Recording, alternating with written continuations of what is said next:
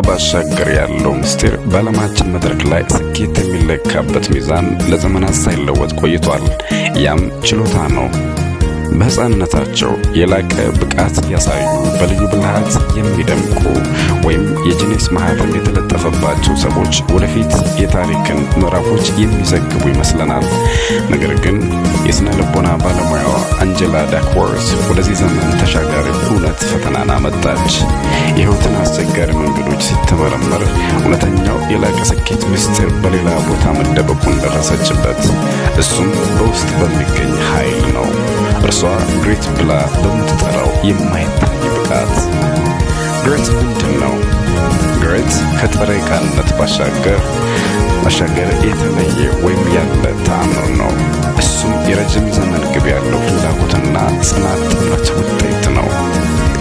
የግሬት ባለቤቶች ከሌሎች የሚለዩት በብርቱ ጥበባቸው ወይም በተፈጥሯዊ ብቃታቸው አይደለም። እነሱ የሚደምቁት በጽናታቸው ነው። የውድቀት ነፋስ በተነሳ ቁጥር ፊታቸውን ከሚሰጡ ይልቅ በቆራጥነት ተመልሰው ስራቸውን ከትናንት በተሻለ ሁኔታ ስለሚሰሩ ነው። በዓላማቸው ነው።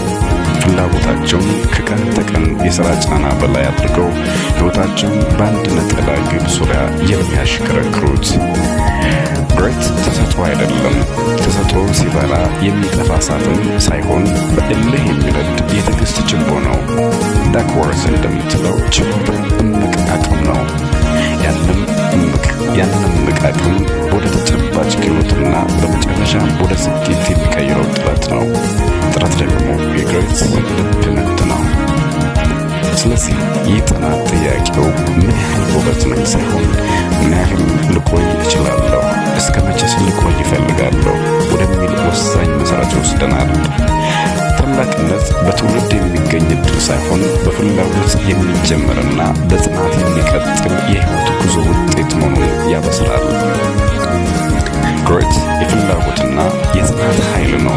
የሥነ ልቦና ባለሙያዋ አንጀላ ዳክወርዝ የላቀ ስኬት ለማግኘት ቁልፉ የተፈጥሮ ብልህነት ወይም ችሎታ አይደለም፣ ግሬት በሚል የገለጸችው የባህሪ መገለጫ መሆኑን በሰፊ ምርምር ታቀርባለች።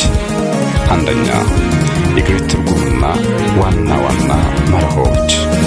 ግሬት ማለት አንድ በጣም ለረጅም ጊዜ የሚቆይ የፍላጎትና ጽናት ጥምረት ውጤት የሆነ ግብ ነው። 1.1 ጽናት ወይም ፐርሰቨራንስ። ይህ ማለት ውድቀት ቢገጥምም፣ ነገሮች አስቸጋሪ ቢሆኑ ወይም እድገት ቢዘገይም ተስፋ ሳይቆርጡ መስራት፣ የጀመሩትን ማጠናቀቅና ተነሳሽነትን ለረጅም ጊዜ